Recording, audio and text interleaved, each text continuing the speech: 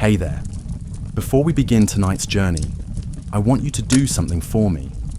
Take a moment to like this video if you genuinely find it fascinating, and let me know in the comments where you're watching from and what time it is there. I love seeing our global community come together through these ancient stories.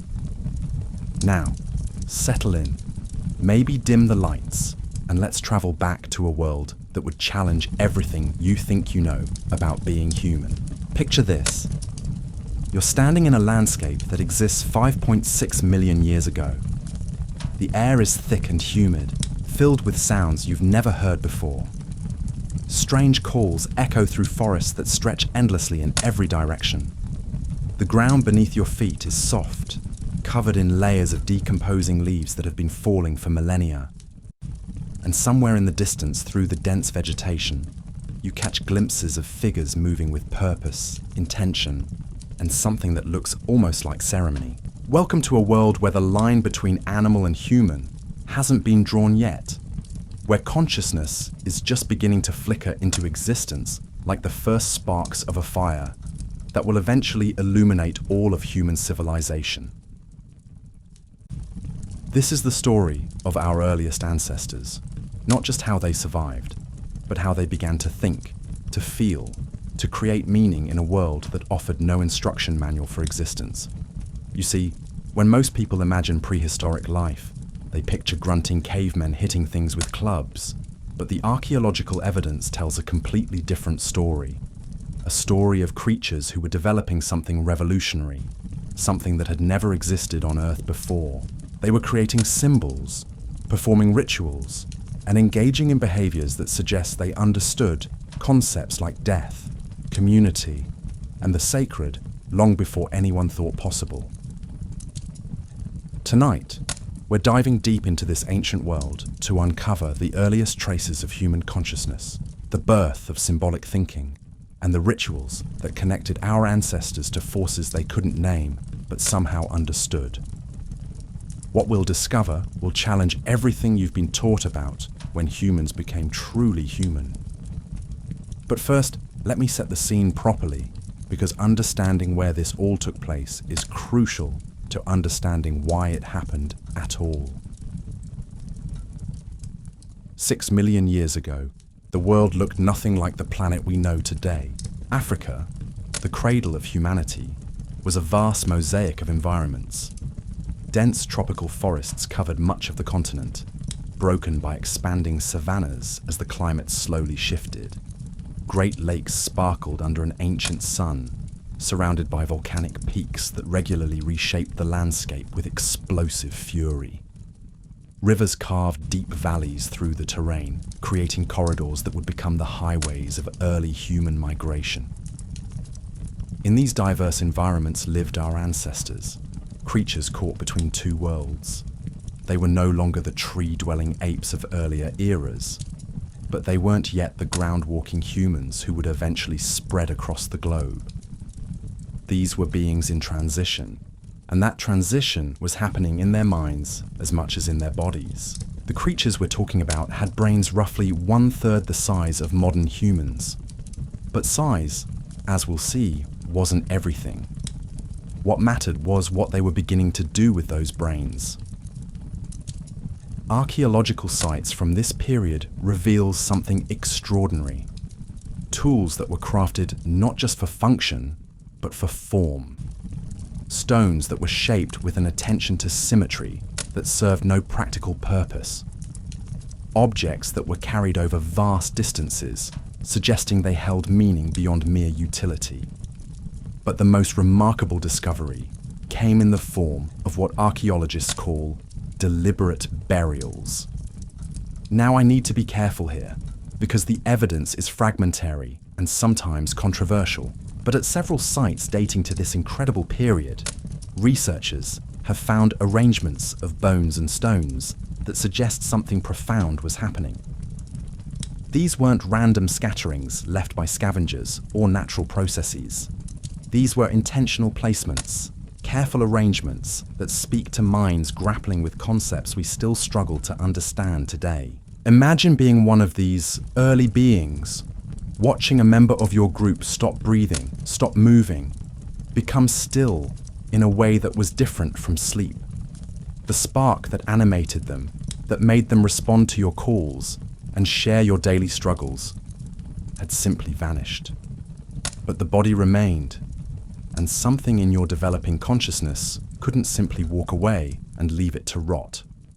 So you began to do something no other species had ever done. You started to treat death as something special, something that required action, intention, ceremony. You gathered stones, not just any stones, but specific ones that caught the light in particular ways. You arranged them around the still form with a precision that served no survival function, but somehow felt necessary, felt right. This behavior represents one of the most significant leaps in the evolution of consciousness. It suggests that these ancient beings were developing what we now call symbolic thinking, the ability to let one thing represent another thing. A pile of carefully arranged stones wasn't just rocks anymore. It was a message, a memorial, a bridge between the world of the living and whatever lay beyond. But burial practices were just the beginning. As we examine the archaeological record more closely, we find evidence of other behaviors that push the boundaries of what we thought possible for creatures with such small brains. Take, for example, the phenomenon of ochre use. Ochre is a natural pigment, a reddish clay that can be ground into powder and mixed with water or animal fat to create paint. At sites dating to this period, archaeologists have found pieces of ochre that show clear signs of having been processed, ground down, and applied to surfaces. Now, you might think, so what? Animals use tools, some even use pigments for practical purposes. But the ochre found at these ancient sites tells a different story. Chemical analysis reveals that it was often transported from sources hundreds of miles away. These early beings were specifically seeking out this material, traveling great distances to obtain it, and then using it in ways that had nothing to do with survival. They were painting themselves, they were decorating objects, they were creating the first art in human history, and they were doing it 5.6 million years ago, millions of years before anyone thought symbolic behavior was possible. The implications of this are staggering. Creating art requires abstract thinking. It requires the ability to imagine how something could look different from how it currently appears.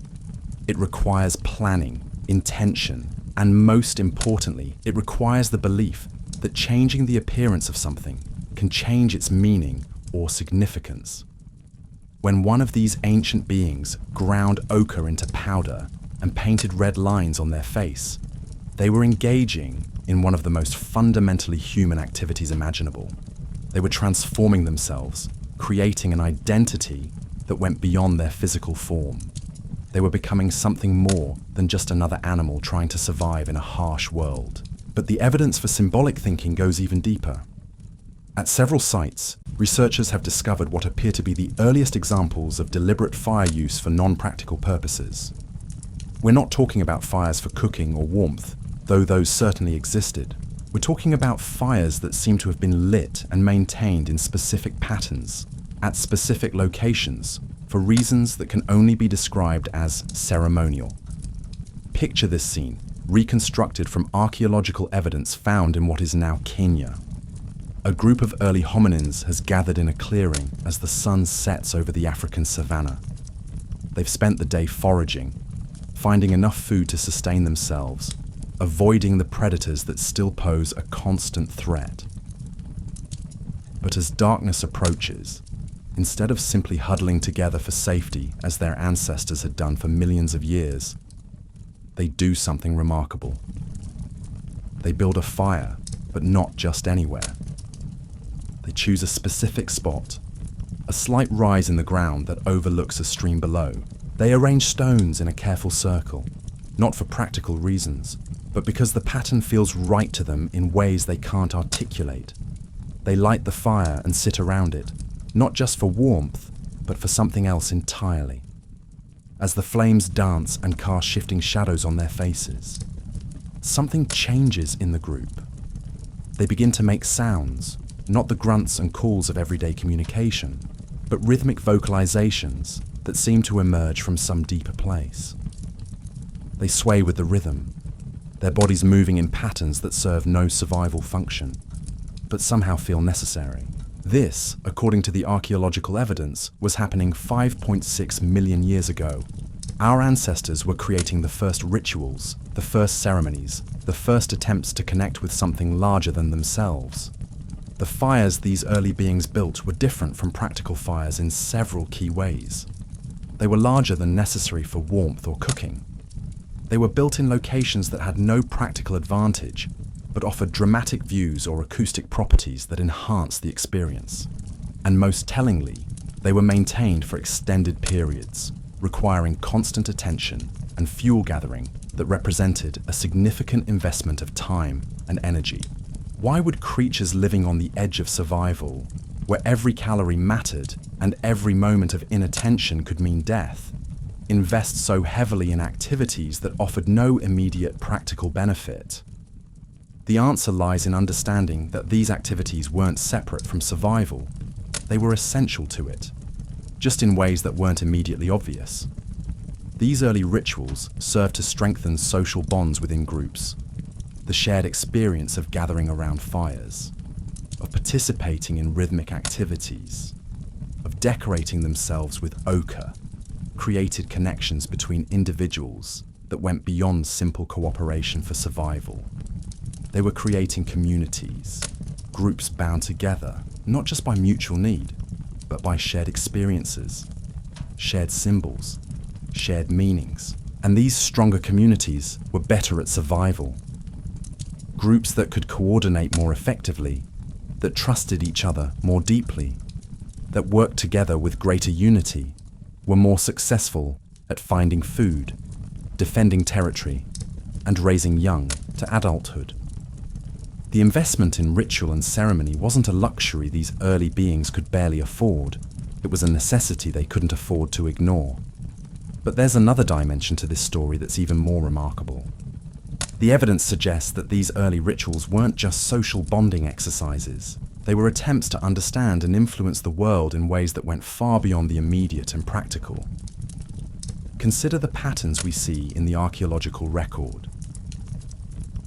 Fires built at specific lunar phases, stone arrangements that align with celestial events, ochre paintings that seem to track seasonal changes. These early beings weren't just creating art and ceremony for their own sake. They were trying to map the cosmos to understand the rhythms and patterns that governed their world. They had noticed that certain things happened in predictable cycles. The moon changed shape in regular patterns. The seasons shifted from wet to dry and back again. Animals migrated along specific routes at specific times. And somehow, with their developing minds, they began to create symbolic representations of these patterns. The stone circles found at ancient sites weren't random arrangements. They were calendars, maps, memory devices that allowed these early communities to track time and anticipate changes in their environment. The ochre paintings weren't just decoration, they were records, attempts to capture and preserve important information about the world around them. This represents another massive leap in consciousness. These beings were developing the ability to think about time itself, to understand that the present moment was connected to both past and future in meaningful ways. They were beginning to plan, not just for tomorrow's meal or tonight's shelter, but for seasonal changes, for patterns that played out over months and years. The implications of this temporal awareness cannot be overstated. It meant that death, which they were clearly thinking about, given their burial practices, wasn't just an ending. It was part of a larger pattern, a cycle that included both ending and beginning. The careful burial of their dead wasn't just about honoring individual lives. It was about participating in cosmic rhythms that connected them to something eternal. As we continue our journey through this ancient world, we'll explore how these early developments in symbolic thinking and ritual behavior laid the foundation for everything that would follow. The languages we speak, The religions we practice, the art we create, the stories we tell, all of it traces back to these first sparks of consciousness flickering in the African darkness 5.6 million years ago. But for now, let's pause and consider what we've discovered. We've seen evidence that our earliest ancestors were already thinking symbolically, creating art, performing rituals, and grappling with concepts like death, time, and meaning. They were building communities, not just through shared survival needs, but through shared experiences of the sacred. This was the dawn of human consciousness, the moment when we stopped being just another species and began the long journey toward becoming something unprecedented in Earth's history. And it all began with simple acts, gathering stones, grinding ochre, building fires, and sitting together in the darkness, trying to understand their place in a vast and mysterious universe. The darkness wasn't just something that happened when the sun went down. For these early beings, darkness was alive, filled with presences and possibilities that daylight kept hidden. And in their developing minds, they began to create the first stories, the first attempts to explain the inexplicable forces that shaped their world. Picture yourself sitting with them around one of those ceremonial fires, watching as the flames cast dancing shadows on the faces of your companions. The sounds of the African night surround you, calls and rustles that could be wind in the trees or something far more dangerous. But tonight, something different is happening.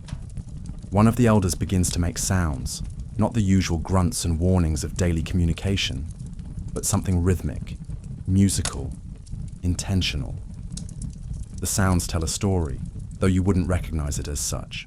There are no words as we understand them, but there are patterns, repetitions, variations that seem to describe events, experiences, mysteries. The elders' hands move as they vocalize, gesturing toward the fire, the sky, the darkness beyond the circle of light. Others begin to respond, adding their own sounds, their own gestures, building something together that has never existed before. This is the birth of narrative, the first fumbling attempts to organize experience into meaning, to transform the chaos of existence into something that could be shared, remembered, passed down.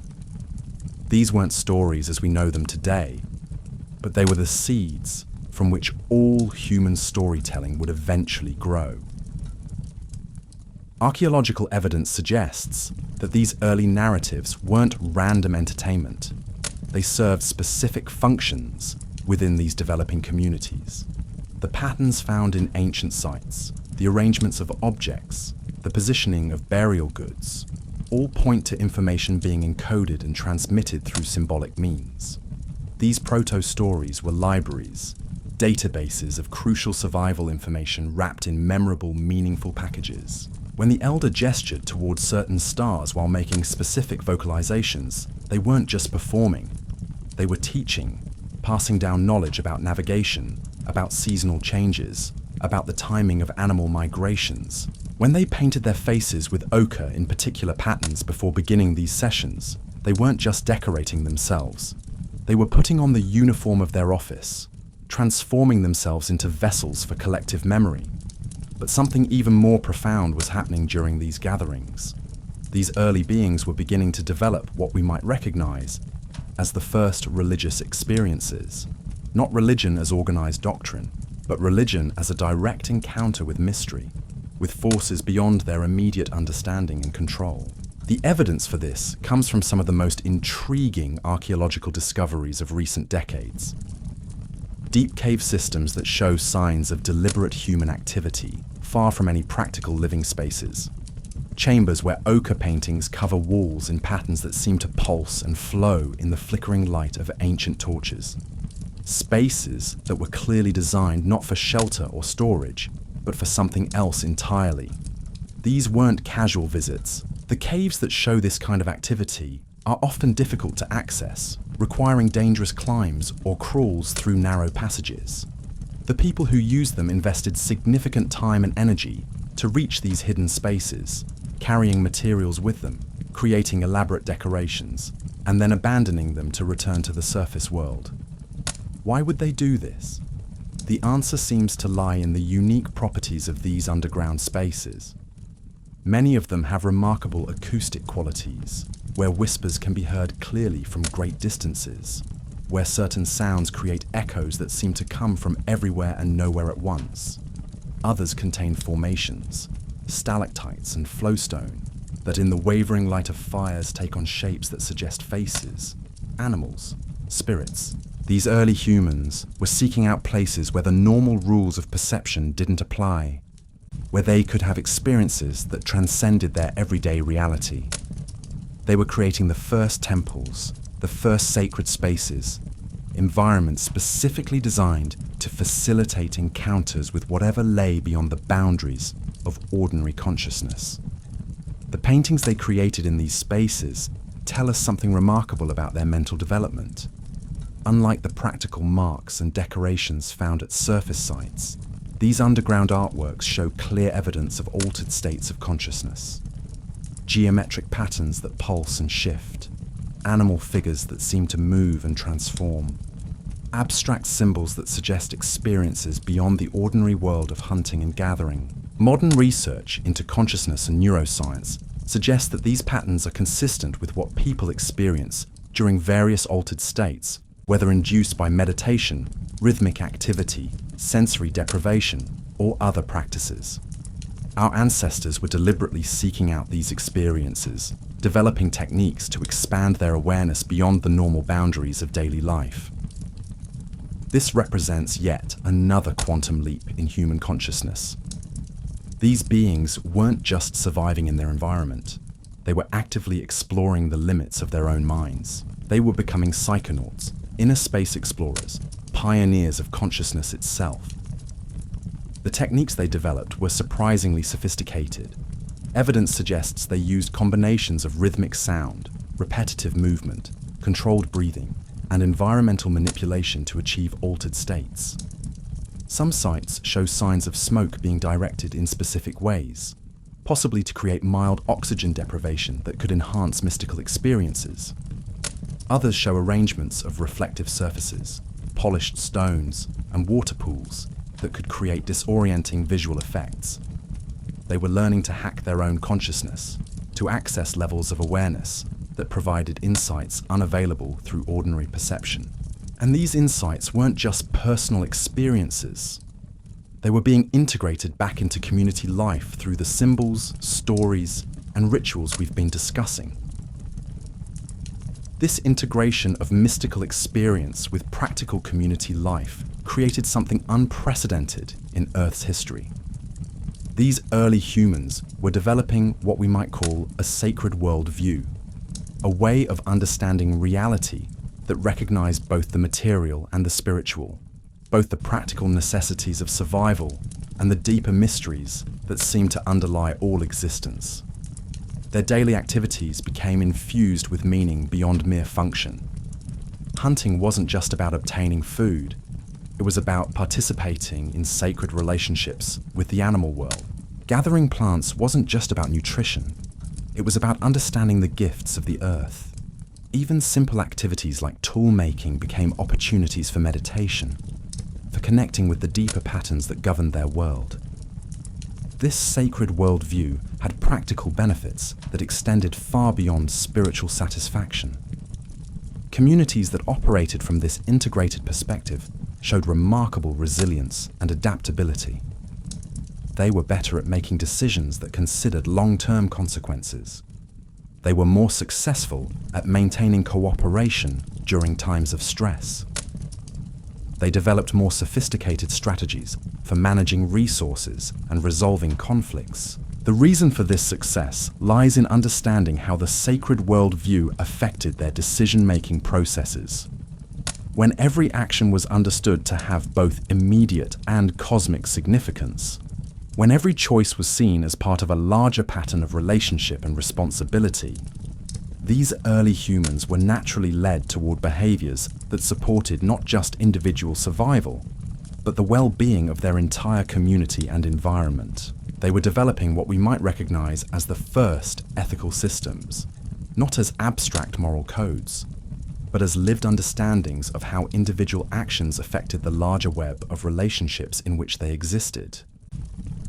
The elaborate burial practices we discussed earlier weren't just about honoring the dead. They were about maintaining proper relationships with the spiritual forces that governed life and death. The careful attention to celestial cycles wasn't just about practical timing. It was about staying in harmony with cosmic rhythms. The ochre paintings and stone arrangements weren't just art and architecture. They were ways of participating in the ongoing creation of a meaningful world. Every mark, every placement, every gesture was both a practical action and a sacred act, a way of weaving themselves more deeply into the fabric of existence. This integration of sacred and practical created communities that were remarkably stable and sustainable. Archaeological evidence suggests that some of these early settlements persisted for thousands of years, maintaining their cultural practices and environmental relationships across hundreds of generations. They had discovered something that many modern societies struggle with: how to live in ways that supported both human flourishing and ecological health. But perhaps the most remarkable aspect of this ancient sacred worldview was its approach to knowledge itself.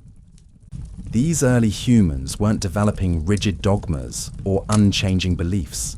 Instead, they were creating flexible, adaptive systems of understanding that could incorporate new experiences and insights without losing their essential coherence. The symbols they used weren't fixed representations with single meanings. They were multi-dimensional, capable of conveying different information in different contexts, of evolving and deepening as understanding grew. The stories they told weren't historical to be modified and expanded as new experiences demanded new meanings. The records in our sense, but living narratives that could practices, but dynamic engagements with mystery that remain rituals they performed, weren't rote repetitions of inherited open to revelation, to discovery, to transformation. They had created what we might call a learning-based spirituality, a way of being in relationship with the sacred that expected and welcomed ongoing growth and change. This flexibility and adaptability would prove crucial as these early communities faced the challenges of environmental change, population growth, and cultural contact with other groups. Their sacred worldview provided both stability and resilience, both rootedness and the capacity for transformation. As we continue our journey through this ancient world, we begin to see how these fundamental developments in consciousness, symbolism, and sacred practice laid the groundwork for everything that would follow in human cultural evolution. The languages we speak today carry echoes of those first rhythmic vocalizations around African fires. The religions we practice trace their deepest roots to those underground chambers where our ancestors first encountered the sacred. The art we create continues traditions that began with ochre paintings on cave walls 5.6 million years ago. But we're only beginning to understand the full implications of these discoveries. Recent archaeological findings continue to push back the timeline of symbolic behavior, of artistic expression, of complex social organization. Each new discovery reveals that our ancestors were far more sophisticated, far more conscious, far more human than we ever imagined possible for beings with such different physical characteristics from our own. The picture that emerges is not of a gradual, linear progression from simple to complex, from animal to human, but of a sudden flowering of consciousness that transformed everything it touched. Something happened 5.6 million years ago that had never happened before in Earth's history, and its reverberations are still shaping our world today. As night deepens around that ancient fire, as the stars wheel overhead in patterns our ancestors were just beginning to understand, we can almost hear the echoes of those first songs, those first stories, those first prayers rising into the darkness.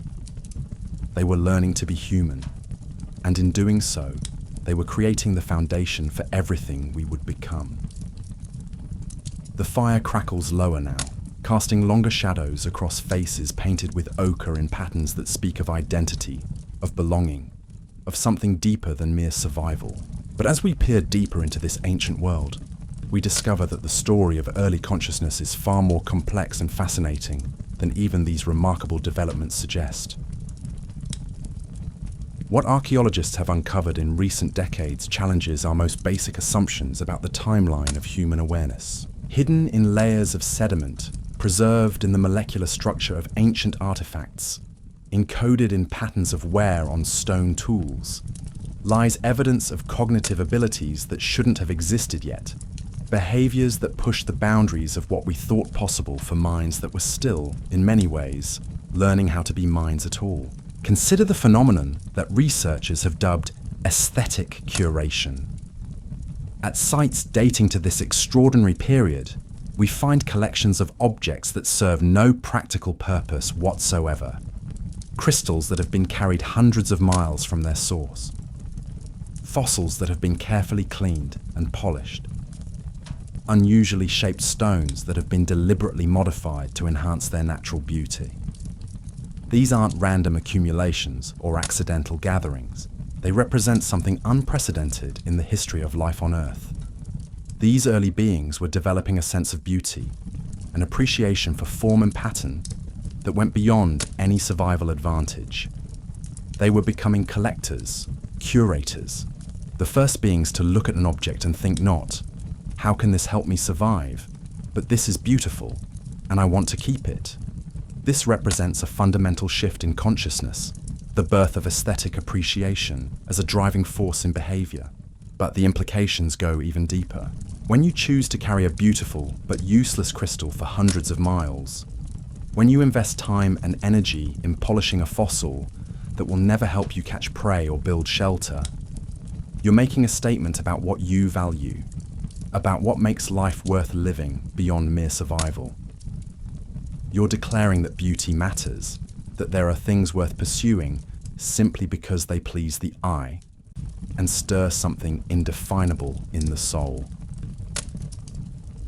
The locations where these curated collections have been found tell their own story. They're not scattered randomly across living spaces, mixed in with practical tools and everyday debris. Instead, they're found in special places, often in association with the elaborate fire sites and ochre deposits we've already discussed. These beautiful objects were being incorporated into ceremonial contexts, suggesting that aesthetic appreciation and spiritual experience were intimately connected from the very beginning. This connection between beauty and the sacred would become one of the defining characteristics of human consciousness. But 5.6 million years ago, it was just emerging, flickering into existence like the first tentative flames of a fire that would eventually illuminate the entire human experience. The evidence for this aesthetic consciousness appears in another remarkable form, what archaeologists call over-engineering. Tool sites from this period reveal implements that are far more elaborate than their function requires. Hand axes shaped with perfect symmetry, when asymmetrical tools would work just as well. Cutting edges polished to a gleam when rough edges would slice just as effectively. Handles carved with decorative patterns that serve no practical purpose. These weren't the products of idle time or surplus energy. Remember, these beings lived on the edge of survival, where every calorie counted and every moment of effort had to be justified by results. Yet they were investing significant additional work to make their tools beautiful, to create objects that were not just functional, but pleasing to look at and satisfying to hold. This over-engineering reveals a mind that was beginning to understand the relationship between form and meaning, between appearance and significance. A beautifully crafted tool wasn't just more efficient at its task, it was more meaningful to its maker and user. It carried messages about skill, about care, about the value placed on excellence for its own sake. But perhaps most remarkably, these elaborately crafted tools show evidence of having been deliberately broken and buried in ceremonial contexts. Objects that represented dozens of hours of careful work were being intentionally destroyed and placed in the ground, with the same attention to arrangement and symbolism that characterize the burial of the dead. This ritual destruction of valuable objects represents yet another quantum leap in consciousness. It suggests that these early beings understood concepts of sacrifice, of giving up something precious to achieve something even more valuable. They were developing the capacity for delayed gratification on a cosmic scale, investing in spiritual returns that might never manifest in their lifetimes. The buried tools weren't just being discarded or hidden for safekeeping. They were being offered, given to forces and powers that existed beyond the visible world. This represents the birth of what we might recognize as religious sacrifice, the understanding that relationship with the sacred sometimes requires giving up material goods, investing in spiritual rather than practical outcomes. These ceremonial destructions often occurred in conjunction with major seasonal transitions, suggesting that our ancestors were beginning to understand time not just as a series of moments, but as a sacred rhythm that required active participation. The breaking of a perfectly crafted tool at the moment of seasonal change was a way of marking time as sacred, of participating in cosmic cycles that were larger than individual life or even community survival. The sophistication of this temporal awareness becomes even more apparent when we examine the astronomical alignments found at ancient sites. Stone arrangements that track the movements of specific stars, fire pits positioned to frame celestial events, ochre paintings that seem to map the phases of the moon. These weren't casual observations of natural phenomena. They were systematic attempts to understand and predict cosmic patterns. But the most extraordinary discovery in this realm comes from what researchers call cognitive mapping sites. These are locations where abstract information appears to have been encoded in physical arrangements of objects. Stones placed in patterns that seem to represent territories, resources, seasonal movements. Ochre marks that appear to function as memory aids for complex navigational or social information. Picture one of these early cartographers, if we can call them that, crouched beside a carefully arranged array of stones and bones. Each object represents something specific: a water source, a seasonal grazing area, a dangerous predator territory, a route through difficult terrain. The arrangement isn't random, but follows logical principles that allow information to be stored, retrieved, and updated as conditions change. This represents the birth of external memory, the first attempts to store information outside the human brain in forms that could be preserved and shared. These cognitive maps weren't just practical tools.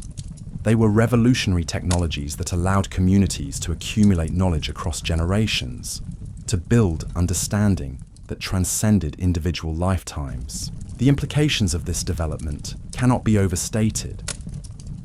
For the first time in Earth's history, information could persist beyond the life of the individual who discovered it.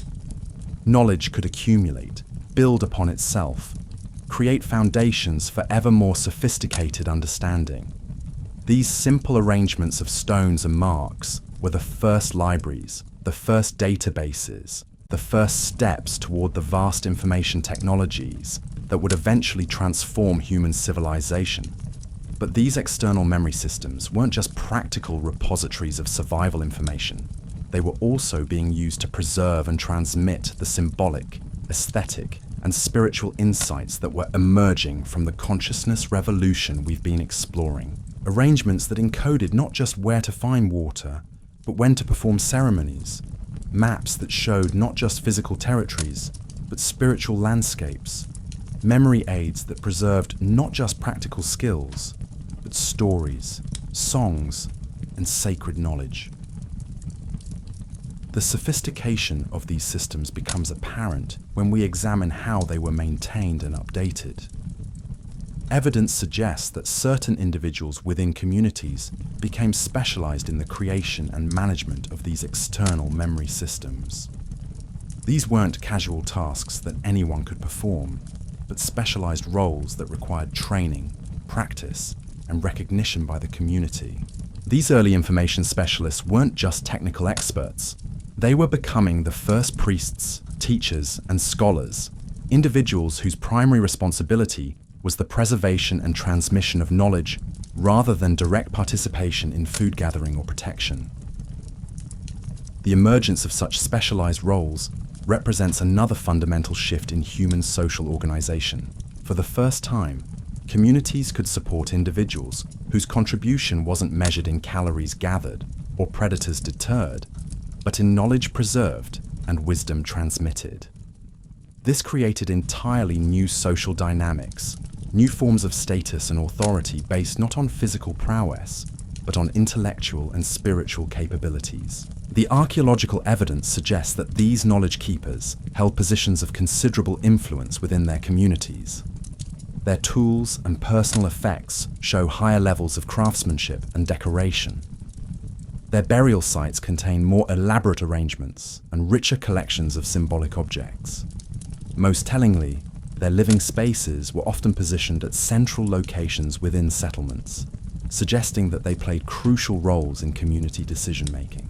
But the most remarkable aspect of these early knowledge keepers wasn't their social status, it was their approach to information itself. Unlike later developments in human civilization, where knowledge would often become hoarded, restricted, or used as a tool of power and control, these early specialists seem to have operated from principles of sharing and collective benefit. The external memory systems they created were typically placed in accessible locations, where community members could interact with them. The encoding methods they used, while sophisticated, were apparently designed to be learnable rather than secret.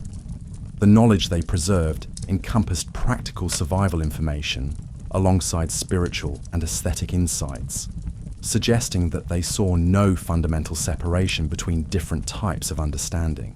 This integrated approach to knowledge would become one of the defining characteristics of human consciousness, the understanding that practical wisdom and spiritual insight, technical skill and aesthetic appreciation, individual development and community welfare are all part of a single, interconnected whole.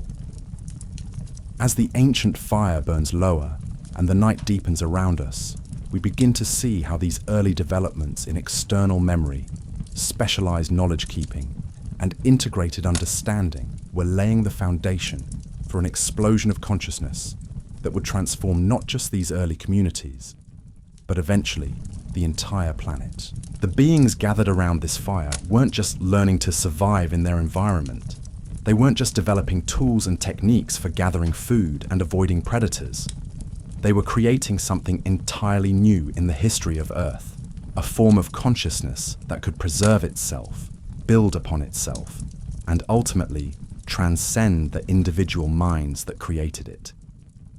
The flickering flames illuminate faces marked with ochre patterns that encode identity, status, spiritual alignment, and aesthetic preference, all in a single symbolic system.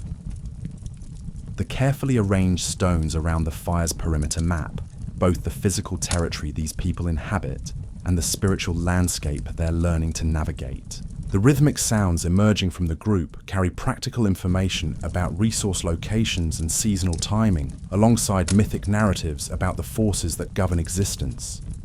Everything is connected, everything carries multiple layers of meaning, and everything is being preserved in forms that will allow it to survive beyond the lives of those who created it.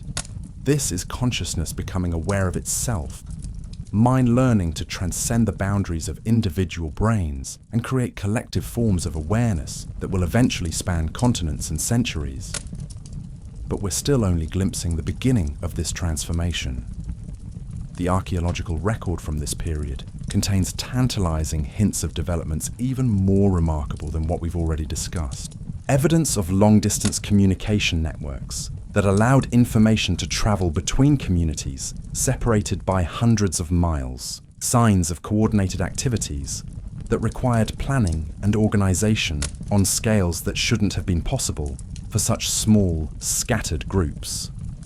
Most intriguingly, there are indications that these early humans were beginning to develop what we might recognize as the first forms of art therapy, healing practices that used symbolic expression and creative activity to address psychological and spiritual ailments.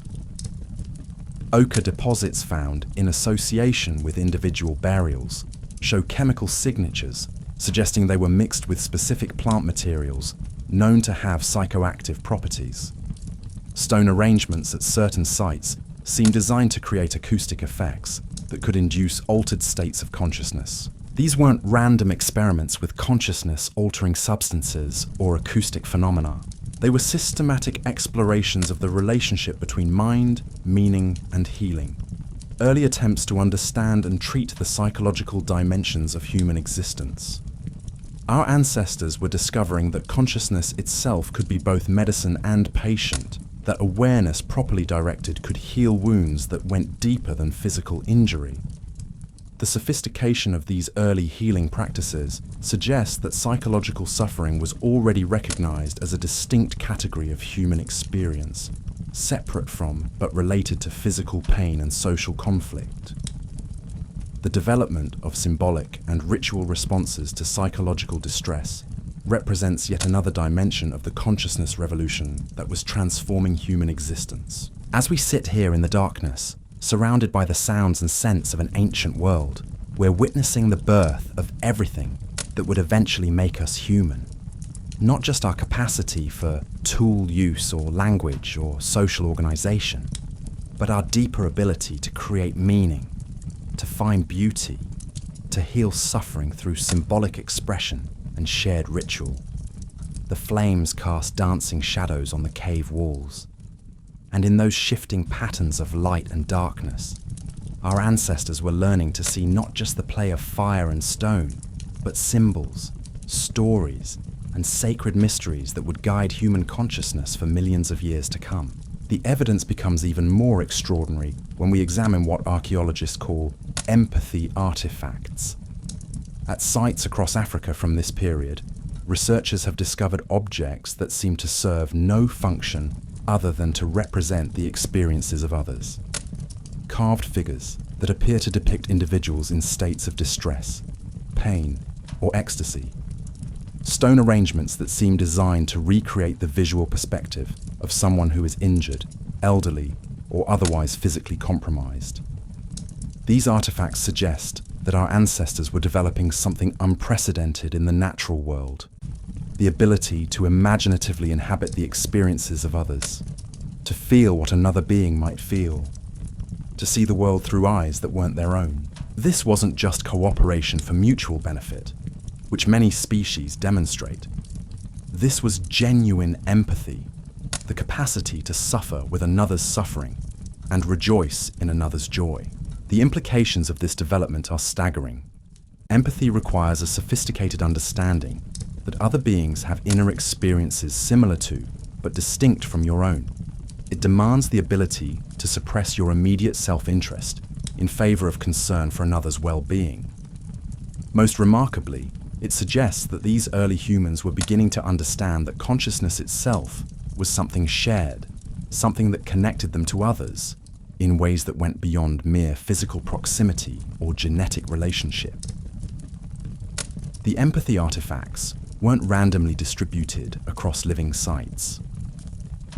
Like so many of the symbolic objects we've discussed, they were concentrated in ceremonial areas, suggesting that the development of empathetic awareness was intimately connected to spiritual practice and ritual activity.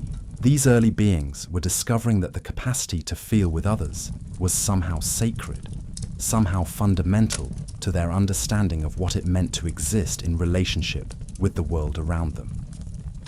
But perhaps the most remarkable discovery in this realm comes from burial sites that contain what researchers call proxy remains. These are graves that contain no human bones, but are arranged with all the care and symbolic elaboration of actual burials. Objects are positioned as if around a body.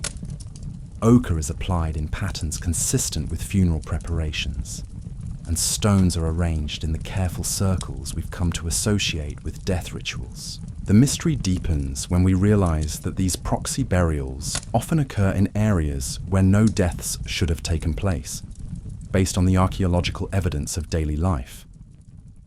They seem to represent mourning for individuals who died elsewhere, whose bodies couldn't be recovered or properly buried. our ancestors were developing the capacity to grieve for the absent, to perform funeral rites for people they couldn't physically inter. This represents another quantum leap in consciousness. These beings were beginning to understand that relationship could transcend physical presence, that love and loss could persist even when the beloved was beyond reach. They were discovering that memory and imagination could create forms of connection that death itself couldn't sever. The proxy burials weren't just expressions of personal grief. They were community events that required collective participation and resource investment. Entire groups were coming together to mourn for individuals they might never have met, to perform elaborate ceremonies for people whose only connection to them was their shared humanity. This collective mourning for strangers represents the birth of what we might recognize as universal human compassion, the understanding that suffering anywhere diminishes everyone, that loss anywhere is loss everywhere. It suggests that these early communities were developing ethical frameworks that extended far beyond kinship groups or immediate tribal boundaries. The sophistication of these ethical developments becomes even more apparent when we examine evidence for what archaeologists call corrective rituals. These are ceremonial activities that seem designed to address wrongdoing, conflict, or social disruption within communities.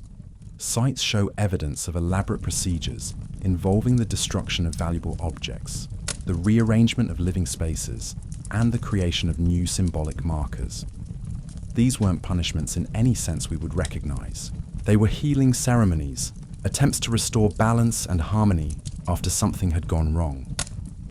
The archaeological evidence suggests that these rituals were designed not to exclude or punish wrongdoers, but to reintegrate them into the community through transformative experiences that addressed both the practical and spiritual dimensions of conflict. Picture one of these corrective rituals unfolding in the firelight. A community member has violated some fundamental principle, perhaps hoarded resources during a time of scarcity, or failed to participate in essential group activities, or caused harm through carelessness or anger. The response isn't exile or retaliation, but ceremony. The entire community gathers around the central fire. The individual who caused harm is placed at the center of the circle, not as a target for condemnation, but as the focus of healing attention. Objects representing the damage that was done are brought forward and ceremonially destroyed, not in anger, but as a way of releasing the negative energy that the wrongdoing had created. Then comes the remarkable part. The community begins to share stories, not about the harm that was done, but about times when each of them had failed, had caused damage, had needed forgiveness and reintegration. The ritual becomes a collective confession, a shared acknowledgement of universal human fallibility. The ochre comes out, and the person at the center is repainted, their identity marks removed and replaced with new patterns that signify transformation, renewal, rebirth into the community. They are literally being remade, their social self reconstructed through symbolic action and collective intention. This process could take days, involving fasting, vigil keeping, and intensive spiritual practices designed to facilitate genuine transformation rather than mere compliance. The goal wasn't to make the individual feel guilty or afraid, but to help them understand at the deepest level how their actions affected the web of relationships that sustained everyone. These corrective rituals represent one of the most sophisticated developments in early human consciousness, the understanding that justice and healing were inseparable, that true resolution of conflict required transformation rather than punishment. They were developing what we might recognize as the first restorative justice systems, approaches to wrongdoing that prioritized community health over individual retribution.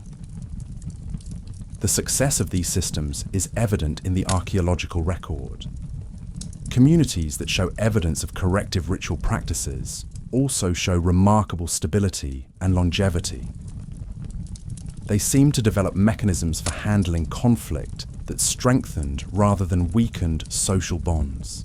that created more rather than less trust and cooperation over time. But the most extraordinary aspect of these early justice systems was their recognition that wrongdoing was often symptomatic of spiritual illness, disconnection from the sacred patterns that governed healthy existence. The corrective rituals weren't just addressing behavioral problems, they were healing souls, reconnecting individuals to the sources of meaning and purpose that made ethical behavior natural rather than forced. This understanding of the spiritual dimensions of ethics would become one of the defining characteristics of human moral consciousness. But 5.6 million years ago, it was just emerging from the same creative ferment that was producing art, ceremony, external memory systems, and empathetic awareness. All of these developments were interconnected, different aspects of a single revolutionary transformation that was turning mere survival-focused creatures into beings capable of creating meaning, beauty, justice, and compassion. They were becoming human, not just physically, but spiritually, morally, aesthetically. The fire burns lower now, and in its dimming light we can see the faces of our ancestors, painted with ochre patterns that encode not just identity and status, but ethical commitments, spiritual alignments, and aesthetic preferences. They have become walking symbols, living artworks, embodied statements about what it means to exist consciously in a world full of mystery and meaning. But we're still discovering new dimensions of this consciousness revolution.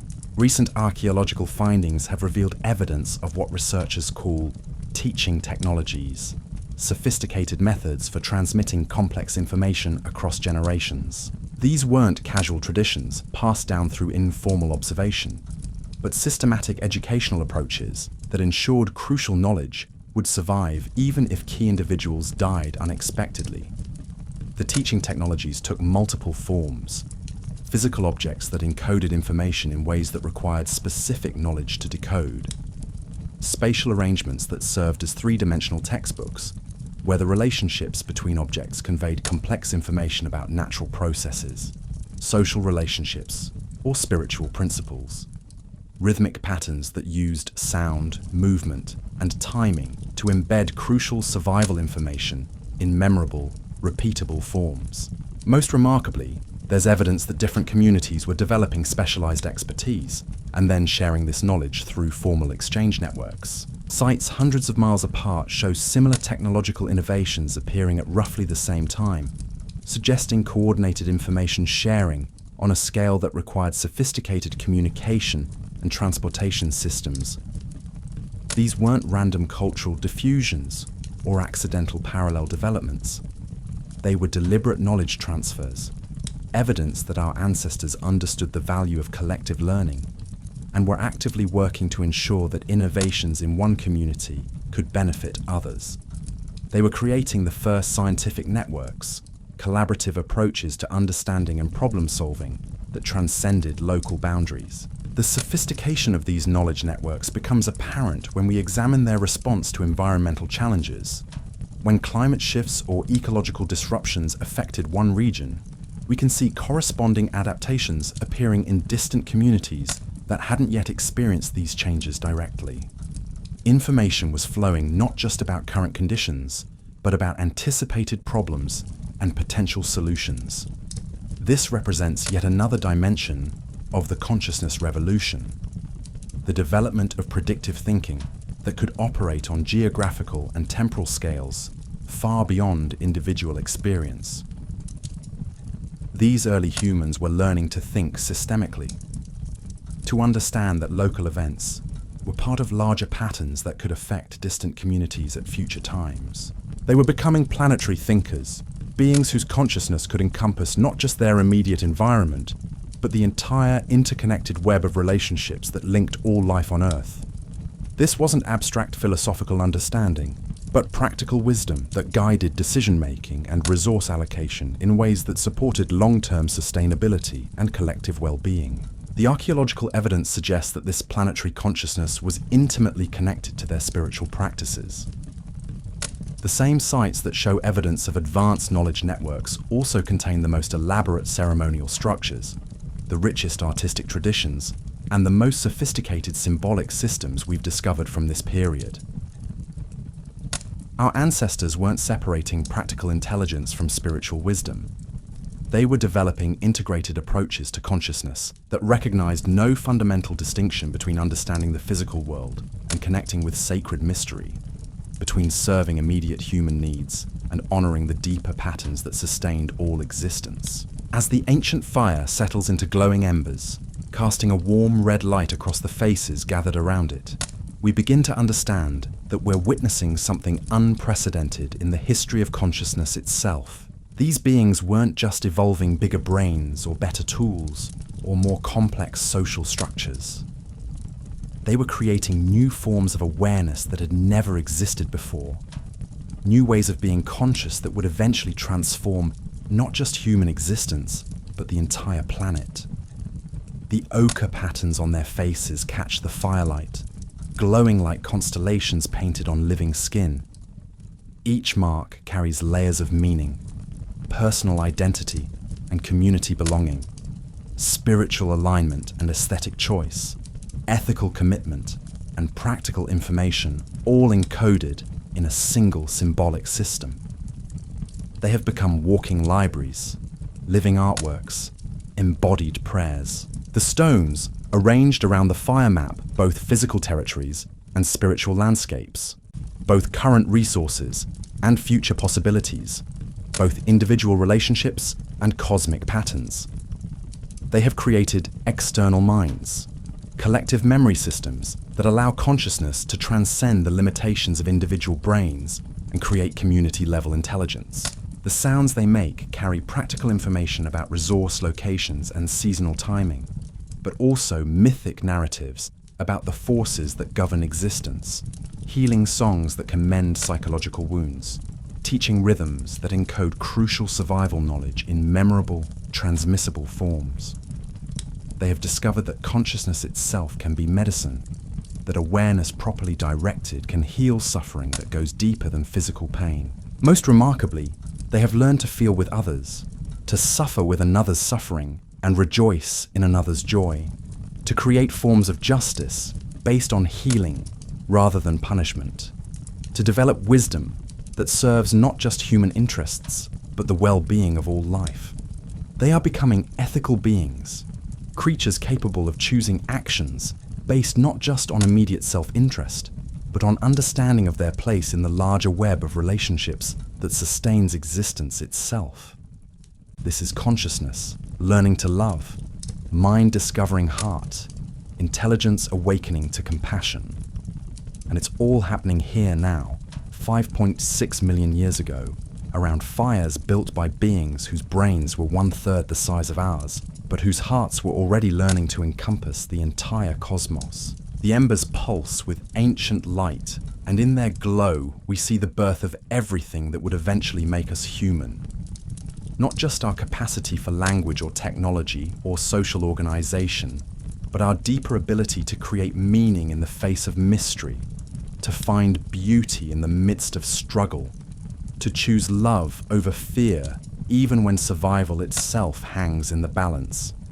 These are our ancestors, and their firelight still burns within us, still guides us, still calls us back to the sacred understanding that consciousness itself is the greatest gift existence has ever created, and that our responsibility as conscious beings is to nurture and protect and share this gift with all the generations yet to come.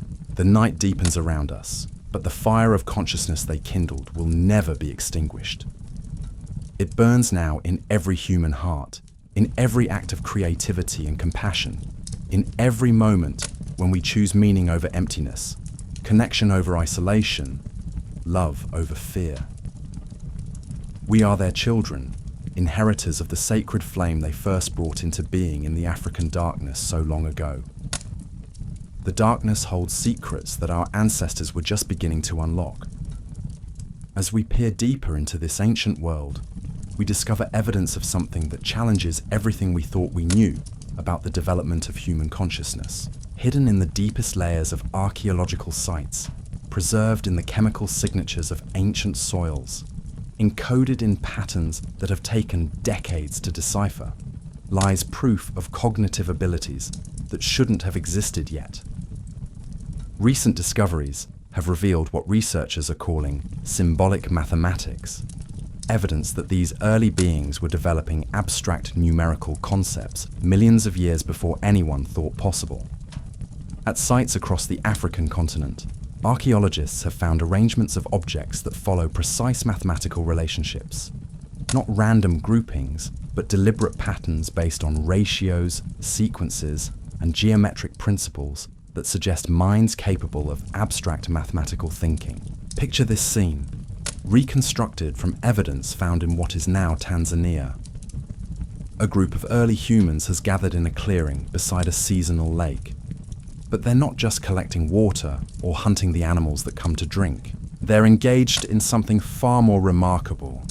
They're counting, measuring, calculating in ways that transform the landscape around them into a living mathematical laboratory.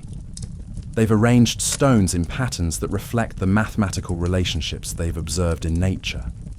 Spirals that mirror the growth patterns of shells and plants. Geometric forms that echo the structure of crystals and the flight paths of birds. Arrays that capture the rhythmic patterns of celestial movements and seasonal changes. They're creating the first mathematical models, physical representations of abstract numerical concepts. But this wasn't casual play or accidental pattern making. The precision of these arrangements, the consistency of the ratios they employ, the sophistication of the relationships they encode, all point to systematic mathematical thinking that required planning, instruction, and collective verification. They were developing the first mathematical community, a group of minds working together to understand the numerical patterns that governed their world. The implications are staggering. Mathematical thinking requires the ability to abstract from specific instances to general principles, to recognize that the same numerical relationships can apply to completely different phenomena. When these early beings arranged stones to reflect the spiral growth of a shell, they were demonstrating understanding that this same pattern could describe the arrangement of seeds in a flower, the structure of a whirlpool, the shape of a galaxy spinning through space. They were discovering that mathematics wasn't just a tool for counting objects or measuring distances, but a language for describing the fundamental structure of reality itself. The same numerical relationships that governed the growth of their own bodies also shaped the formation of crystals, the movement of planets, the branching patterns of rivers and trees. This mathematical consciousness appears to have emerged in direct connection with their spiritual practices. The same sites that show evidence of mathematical thinking also contain the most elaborate ceremonial structures and the richest symbolic traditions we've found from this period. Our ancestors weren't separating mathematical understanding from sacred wisdom. They were discovering that number itself was holy, that the mathematical patterns underlying reality were expressions of divine order. The archaeological evidence suggests they developed what we might recognize as the first sacred geometry, mathematical principles that were understood to be pathways to spiritual insight, as well as practical knowledge. The stone circles they built weren't just calendars or gathering places.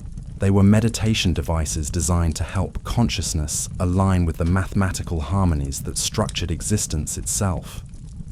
When they painted their bodies with ochre patterns that followed precise geometric relationships, they weren't just decorating themselves.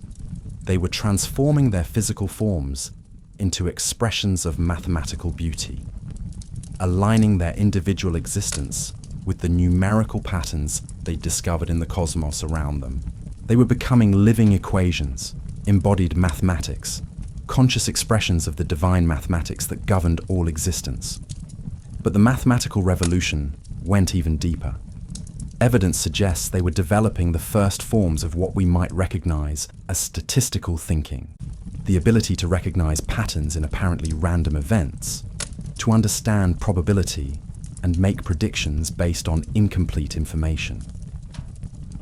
This appears most clearly in their hunting strategies, which show evidence of sophisticated risk assessment and resource allocation, based on mathematical modeling of animal behavior and environmental conditions.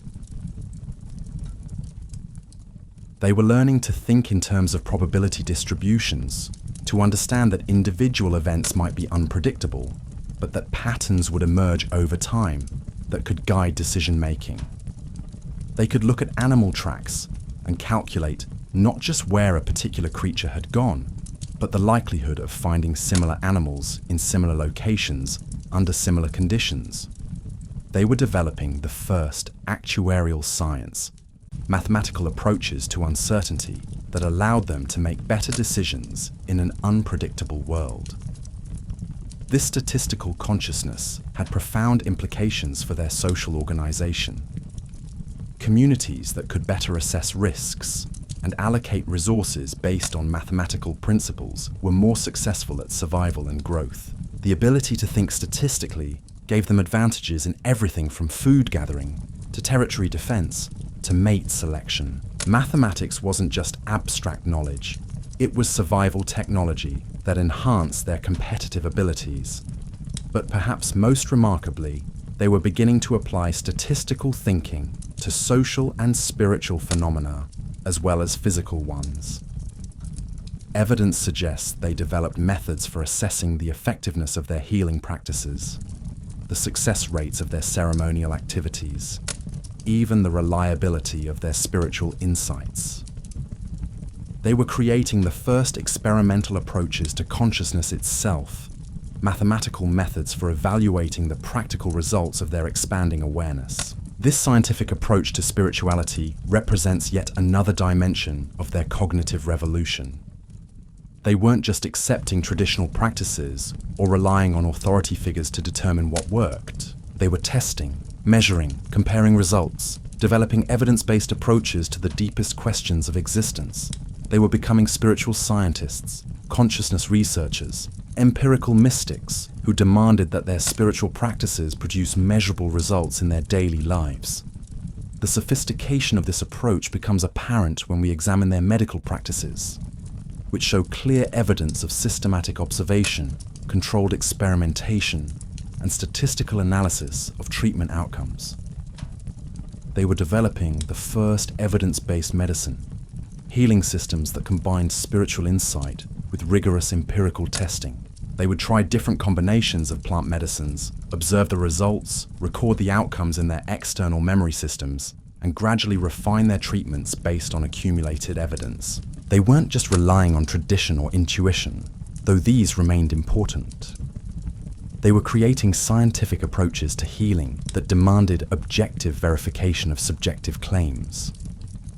This integration of spiritual wisdom and empirical method produced remarkably effective healing systems. Communities that employed these evidence-based approaches show lower rates of disease, injury, and mortality in the archaeological record. They were discovering that the combination of mathematical thinking, statistical analysis, and spiritual practice created synergistic effects that enhanced the effectiveness of each individual approach. But the mathematical revolution had implications that extended far beyond practical applications. It was transforming their understanding of consciousness itself. As they developed more sophisticated mathematical concepts, they began to recognize that their own minds were mathematical systems, information processing devices that operated according to discoverable principles and patterns. They were becoming conscious of consciousness, aware of awareness, minds studying minds. This metacognitive development represents another quantum leap in human evolution. For the first time, consciousness was turning its attention on itself, trying to understand its own nature, and functioning through the same mathematical methods they were applying to the external world. Evidence for this metacognitive awareness appears in the form of what researchers call consciousness maps, symbolic representations that seem to diagram mental processes, emotional states, and awareness levels. These aren't simple mood indicators or social status markers, but sophisticated models of psychological functioning that suggest deep understanding of how minds work. The consciousness maps show clear evidence of systems thinking. understanding that mental phenomena emerge from complex interactions between multiple factors rather than simple cause and effect relationships. They were developing the first psychological theories, mathematical models of how thoughts, emotions, memories, and perceptions combine to create conscious experience. This psychological sophistication appears to have emerged from their healing practices, where they needed to understand not just physical symptoms but the mental and emotional factors that contributed to illness and recovery. They were discovering that consciousness itself could be both medicine and poison, that mental states had powerful effects on physical health, that healing required attention to the entire system of mind-body-spirit interaction. The archaeological evidence suggests they developed what we might recognize as the first psychotherapy, healing practices that use mathematical principles to understand and transform consciousness itself. They would map an individual's mental patterns using their consciousness diagrams, identify areas of dysfunction or imbalance, and then design specific interventions to restore healthy psychological functioning. These interventions weren't random or intuitive, but systematic approaches based on their mathematical understanding of how consciousness operated. They would use rhythmic activities to synchronize brain states, symbolic exercises to reprogram thought patterns, social rituals to heal emotional wounds, spiritual practices to connect individuals with sources of meaning and purpose beyond their immediate concerns. The effectiveness of these early psychotherapeutic approaches is evident in the remarkable psychological health of these communities. Despite living in environments that were dangerous, unpredictable, and often harsh, they show remarkably low rates of what we would recognize as mental illness, depression, anxiety, or social dysfunction. They had developed technologies of consciousness that maintained psychological well-being, even under challenging circumstances. But perhaps the most extraordinary aspect of their mathematical consciousness was its integration with their artistic and aesthetic sensibilities. The geometric patterns they created weren't just mathematical models or spiritual symbols. They were expressions of beauty that followed precise aesthetic principles based on mathematical relationships. They were discovering the mathematical basis of beauty itself, understanding that aesthetic pleasure emerged from the recognition of mathematical harmonies, proportional relationships, and geometric patterns that reflected the underlying structure of reality. They were creating the first mathematical art, aesthetic expressions that were simultaneously beautiful, spiritually meaningful, and scientifically accurate. The golden ratio appears repeatedly in their artistic productions, suggesting they had discovered this fundamental mathematical relationship that would later be recognized as crucial to aesthetic beauty across cultures and centuries. But they weren't just applying the golden ratio mechanically. They were exploring its variations, its applications to different media and contexts, its relationship to other mathematical principles that govern natural forms. Their ochre paintings show clear evidence of fractal geometry, recursive patterns that repeat at different scales in ways that mirror the structure of natural phenomena like coastlines, mountain ranges, and biological forms. They were discovering that beauty itself was mathematical, that the aesthetic principles that pleased the eye were expressions of the same numerical relationships that structured the cosmos. This integration of mathematics, spirituality, healing, and aesthetics created a form of consciousness that was both rigorously empirical and deeply meaningful, both scientifically accurate and spiritually fulfilling. They were developing what we might recognize as a sacred science, an approach to knowledge that recognized no fundamental separation between objective truth and subjective meaning, between mathematical precision and spiritual wisdom. The firelight flickers across faces painted with geometric patterns that encode mathematical relationships, spiritual alignments, and aesthetic preferences in a single symbolic system. These beings have become walking equations, living expressions of the mathematical harmonies they've discovered in the cosmos around them. But they're not cold calculators or mechanical thinkers. They're passionate explorers of consciousness, empirical mystics who bring both rigorous analysis and deep feeling to their investigation of existence itself. The stones arranged around the fire follow precise mathematical ratios, but they also create acoustic effects that enhance the spiritual experience of the gathered community. The rhythmic sounds emerging from the group follow statistical patterns that optimize their effectiveness as healing medicine, but they also express genuine emotion and aesthetic beauty. Everything is integrated, everything serves multiple functions, everything participates in the larger mathematical symphony that they're learning to conduct with increasing skill and sophistication. As we sit here in the ancient darkness, witnessing this remarkable fusion of mathematical thinking and spiritual wisdom, we begin to understand that we're seeing the birth of something unprecedented in the history of consciousness. These beings aren't just developing bigger brains or better tools. They're creating new forms of awareness that integrate all aspects of existence into coherent, meaningful, beautiful wholes. They are becoming fully human, not just physically, but cognitively, emotionally, spiritually, aesthetically. And the mathematical consciousness they're developing will eventually give rise to all the great achievements of human civilization. The sciences and technologies, the arts and philosophies, the healing systems and spiritual traditions that would eventually transform the planet all trace their origins back to these first mathematical insights flickering in the African firelight 5.6 million years ago. The embers glow with ancient wisdom, and in their light we see the birth of the mathematical mind that would eventually decode the structure of atoms, map the geometry of galaxies, discover the equations that govern evolution and consciousness itself. But it all begins here, now, with beings whose brains were a third the size of ours, but whose hearts were already learning to feel the mathematical music of the spheres, already beginning to dance to the numerical rhythms that pulse at the heart of existence itself. The mathematical patterns they were discovering weren't confined to stones and stars.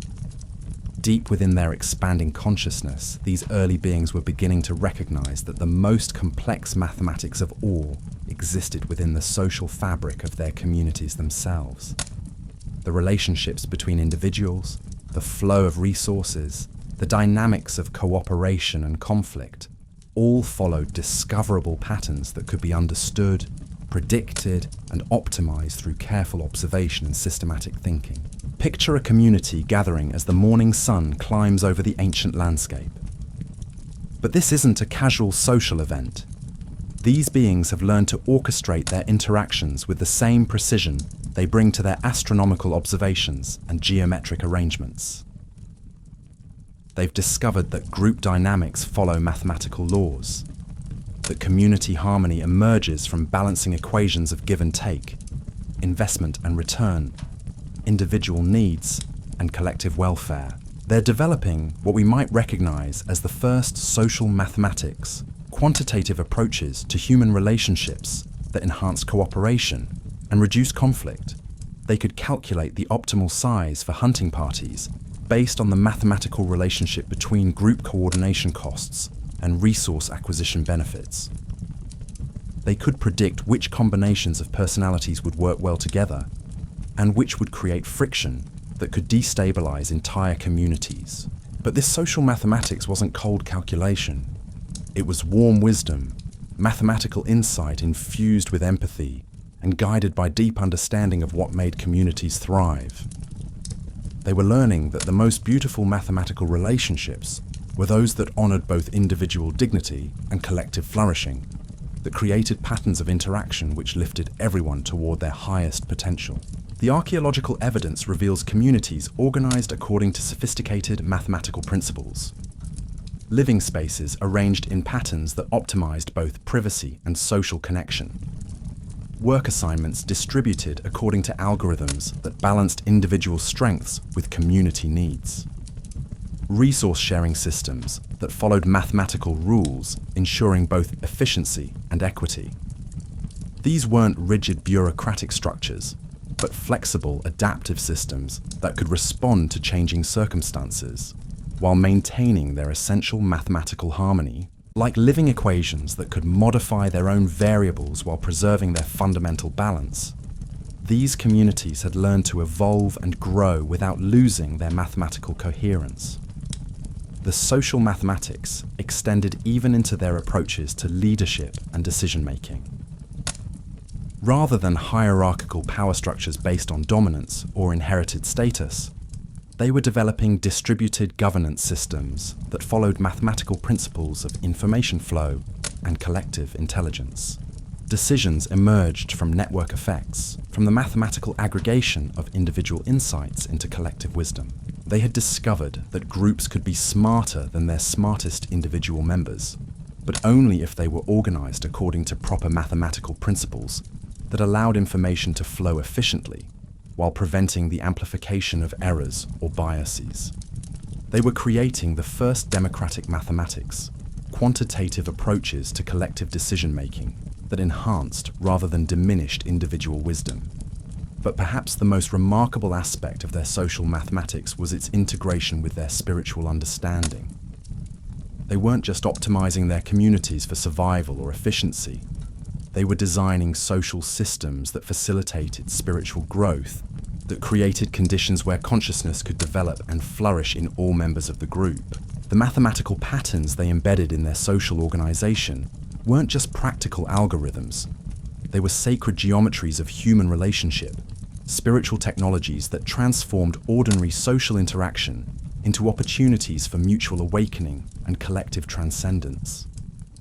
They were learning that community itself could be a form of prayer, that properly organized human relationships could become vehicles for divine communion. This sacred social mathematics appears most clearly in their approach to education and knowledge transmission. Rather than hierarchical teaching relationships where knowledge flowed from experts to students, they developed network-based learning systems where everyone was simultaneously teacher and student, where wisdom emerged from the mathematical interaction of multiple perspectives and experiences. They had discovered that consciousness was contagious, that awareness could spread through communities like beneficial infections, that the mathematical organization of learning relationships could accelerate the development of wisdom in all participants.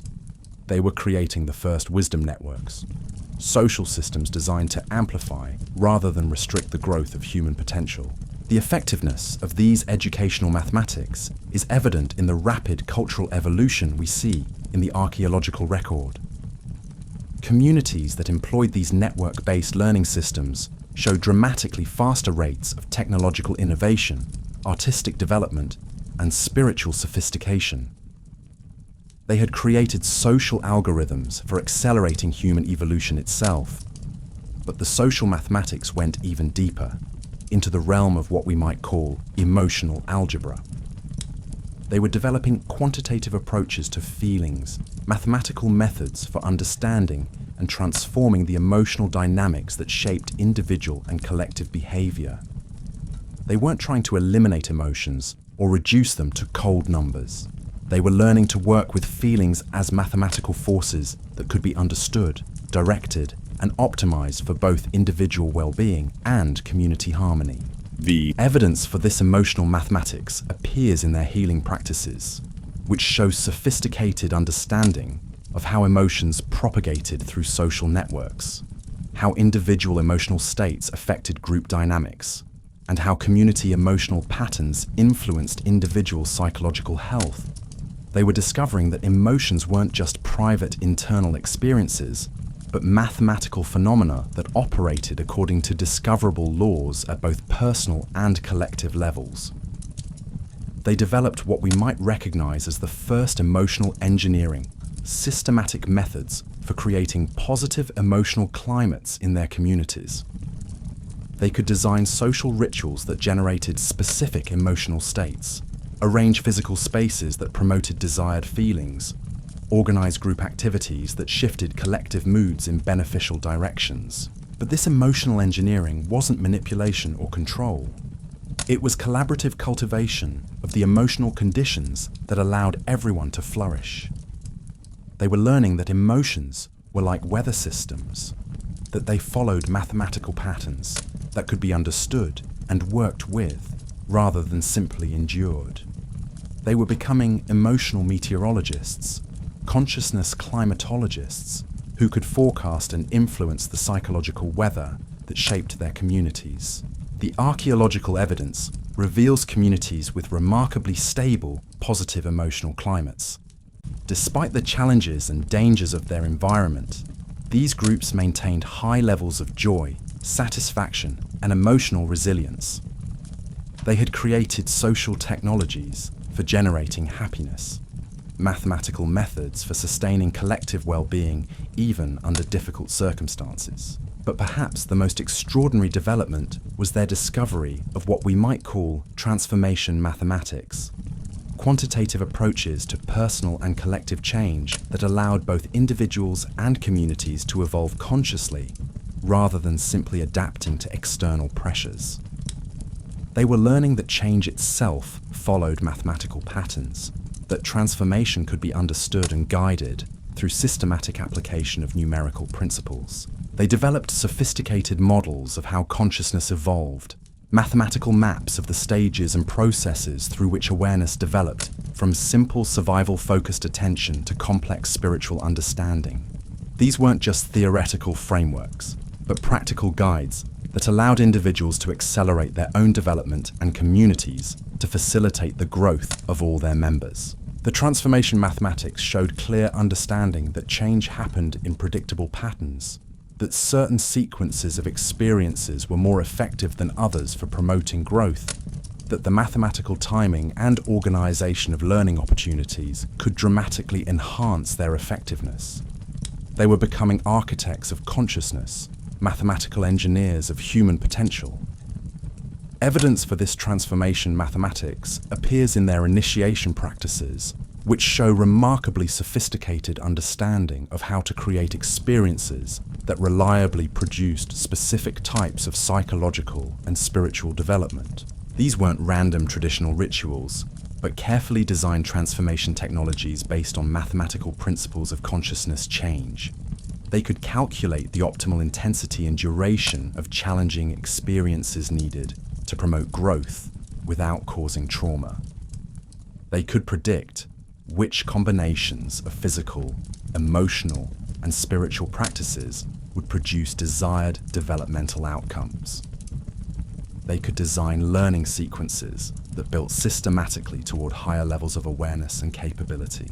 The effectiveness of these transformation mathematics is evident in the rapid evolution of consciousness we see in the archaeological record. Communities that employed these mathematical approaches to development show dramatically faster rates of cultural and spiritual evolution. They had discovered how to consciously direct their own evolution, how to use mathematical principles to accelerate the development of human potential. As the ancient sun climbs higher in the sky, illuminating faces painted with geometric patterns that encode not just identity and beauty, but mathematical relationships and transformation algorithms, we begin to understand that we're witnessing something unprecedented in the history of consciousness itself. These beings haven't just discovered mathematics as a tool for understanding the external world. They've learned to apply mathematical thinking to consciousness itself, to use numerical principles to understand and optimize the development of awareness. They have become mathematical mystics, quantitative spiritualists, who bring rigorous analytical thinking to the deepest questions of existence, while maintaining profound reverence for the mystery and beauty of consciousness itself. They aren't reducing spirit to numbers, but discovering that numbers themselves are spiritual, that mathematical relationships are expressions of divine harmony, that consciousness and mathematics are different aspects of a single underlying reality. The geometric patterns painted on their bodies encode transformation algorithms, mathematical instructions for the evolution of consciousness. The stone arrangements around their gathering places map not just physical territories, but developmental landscapes, showing the mathematical pathways through which awareness grows from simple to complex, from individual to cosmic, from survival-focused to love-based. The rhythmic sounds they create follow mathematical patterns that optimize their effectiveness as consciousness-changing technologies, but they also express genuine spiritual devotion and aesthetic beauty. Everything is integrated. Everything serves multiple functions. Everything participates in the larger mathematical symphony of consciousness evolution that they're learning to conduct with increasing skill and wisdom. But we're only beginning to glimpse the full implications of their mathematical consciousness.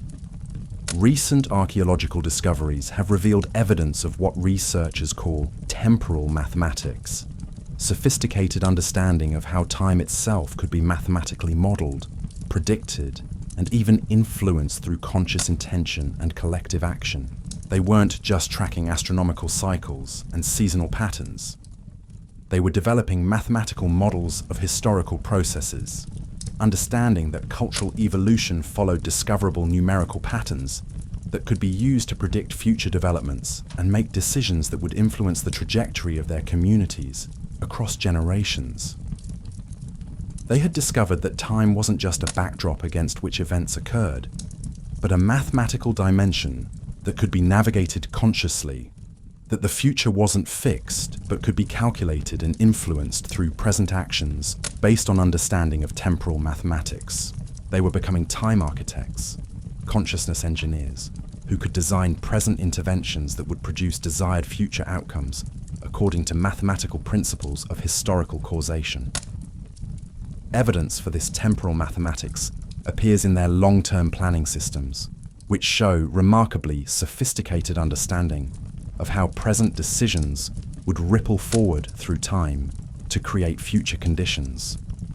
They could model the multi-generational consequences of resource management decisions, social organization choices, and cultural practices.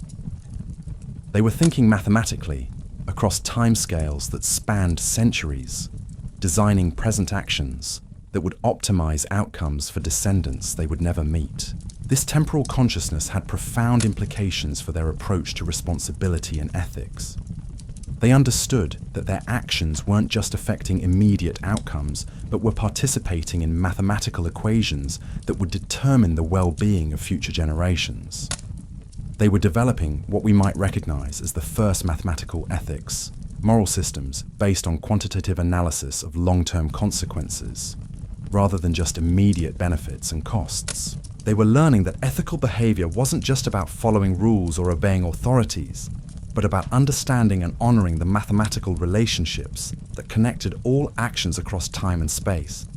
They were becoming moral mathematicians, ethical engineers who designed their behavior according to numerical principles that optimized outcomes not just for themselves and their immediate communities, but for the entire web of relationships that would extend into the far future. The sophistication of their temporal mathematics becomes apparent when we examine their approach to cultural preservation and transmission. They weren't just passing down traditions randomly or relying on informal social processes to maintain important knowledge. They were designing systematic mathematical approaches to cultural continuity that ensured crucial information would survive across.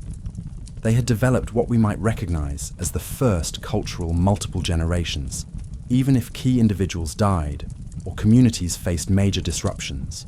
Mathematics, quantitative approaches to tradition and innovation that balance the preservation of essential wisdom with the flexibility needed to adapt to changing circumstances.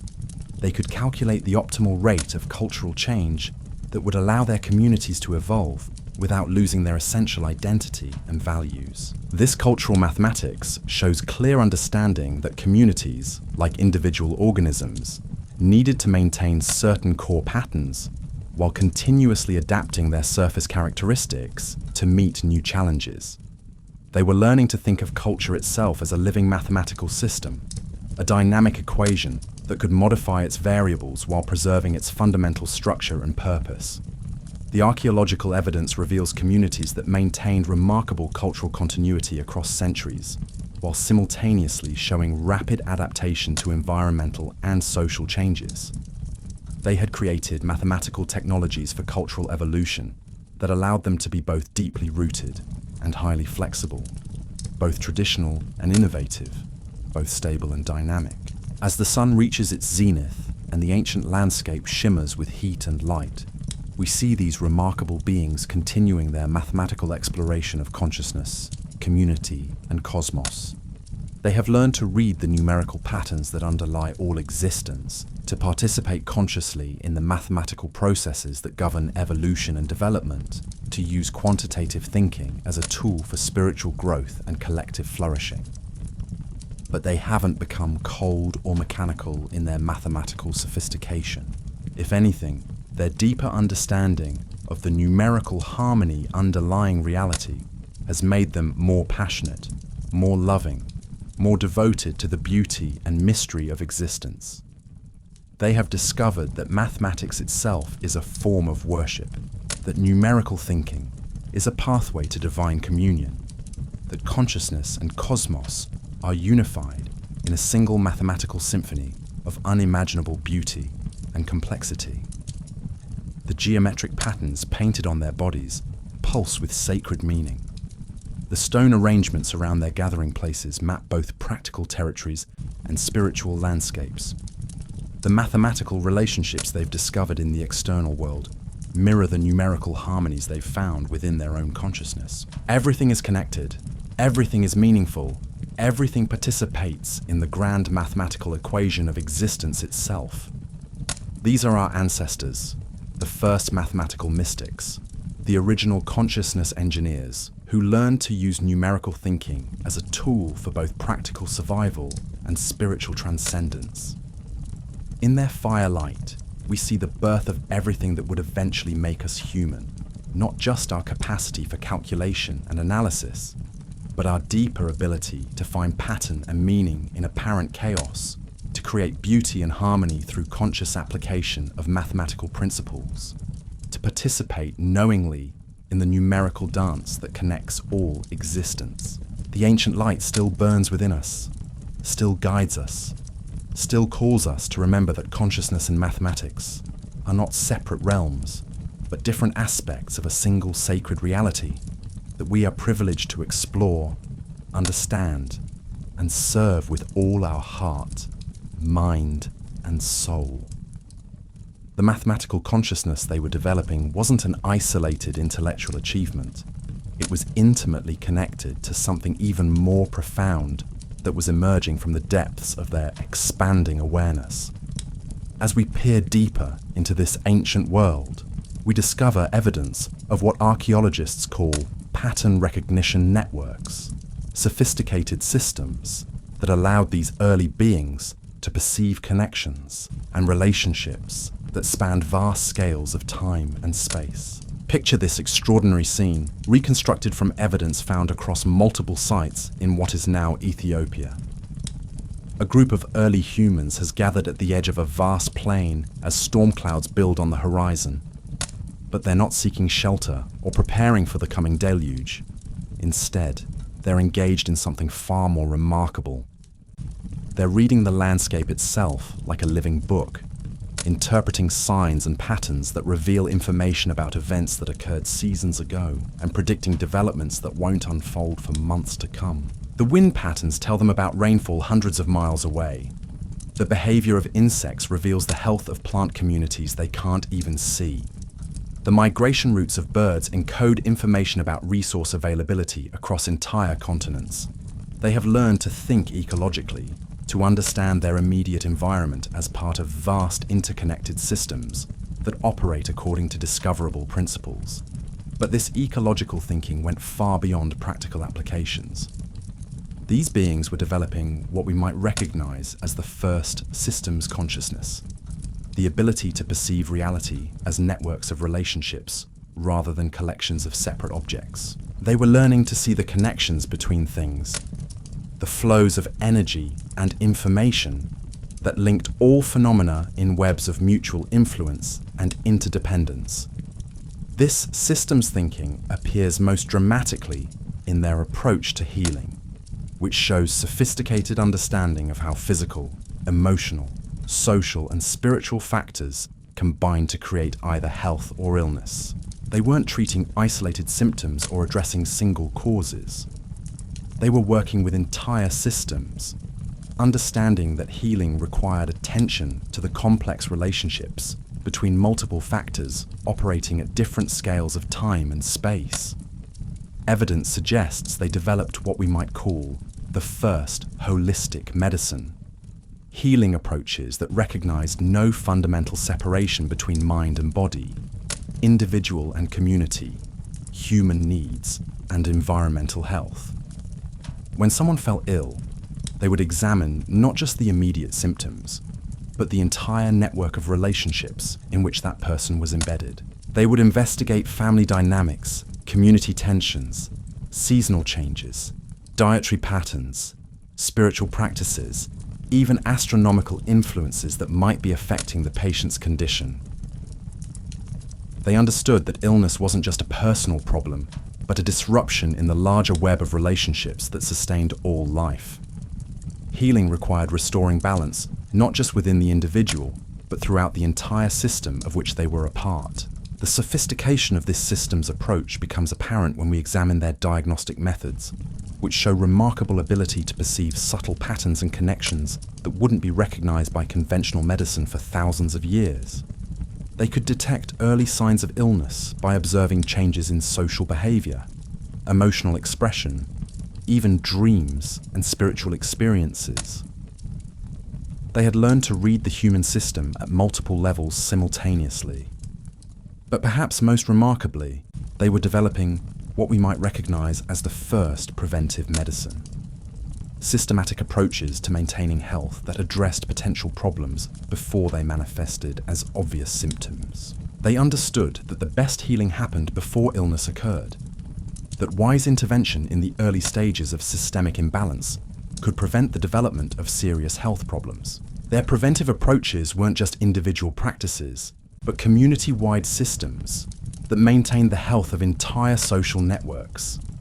They would design group activities that strengthened social bonds, create environmental modifications that enhanced community well-being, establish cultural practices that supported both individual flourishing and collective harmony.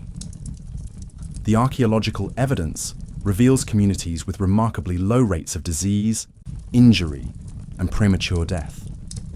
They had created what we might call the first public health systems, collective approaches to well-being that enhance the health of everyone through systematic attention to the conditions that supported life and growth. But their systems thinking extended far beyond health and medicine, into realms that challenge our understanding of what was possible for minds that were still, in many ways, learning how to think.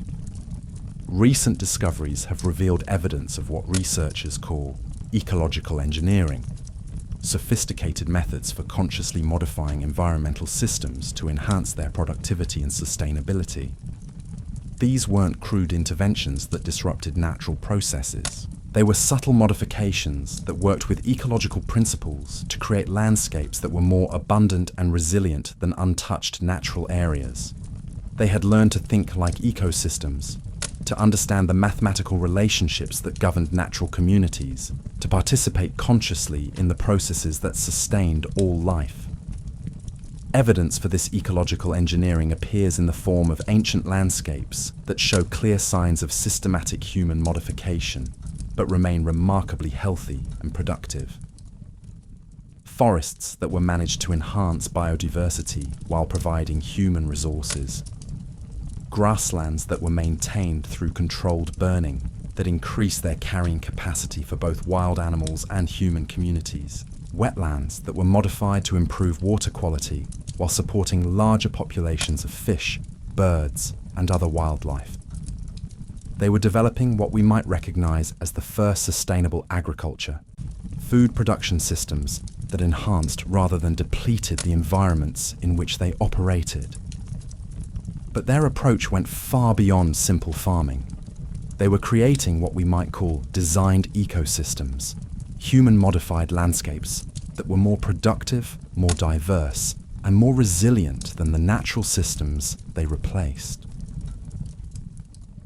The sophistication of these ecological interventions suggests minds capable of thinking in terms of complex systems dynamics, of understanding how small changes could propagate through ecological networks to create large-scale effects.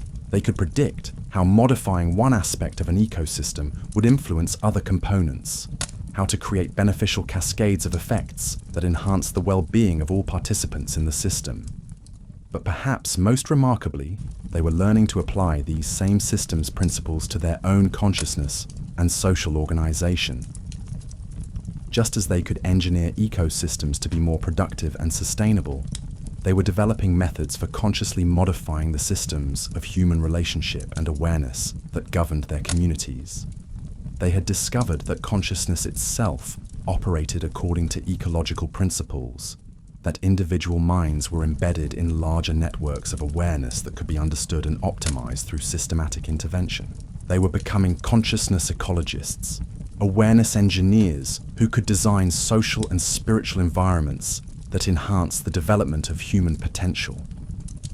Evidence for this consciousness engineering appears in the sophisticated social structures we see in the archaeological record, communities organized according to principles that enhanced both individual autonomy and collective intelligence, decision-making systems that aggregated diverse perspectives while maintaining coherent direction, cultural practices that supported both personal growth and community harmony. They weren't just creating random social innovations. They were applying systematic understanding of how consciousness networks operated to design human communities that functioned like healthy ecosystems. They understood that the same principles that govern the flow of energy and information through natural systems could be applied to the flow of awareness and intention through human communities.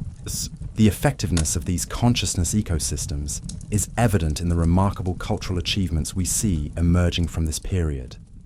Art, technology, spiritual practices, and social innovations that show clear evidence of collective intelligence operating at levels that shouldn't have been possible for individual minds of this developmental stage.